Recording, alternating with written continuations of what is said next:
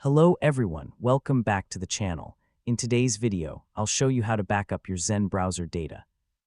If you want to keep your bookmarks and important browser information safe before reinstalling the browser or moving to another computer, just follow these simple steps. Let's get started. First, open Zen Browser, then click the menu button and open Bookmarks. After that, select Manage Bookmarks.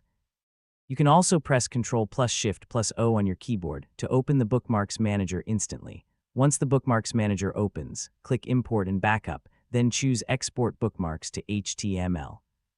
Select the folder where you want to save the backup file, give it a name if you like, and click Save. Your bookmarks have now been backed up successfully. You can keep this HTML file on your computer, an external drive, or cloud storage.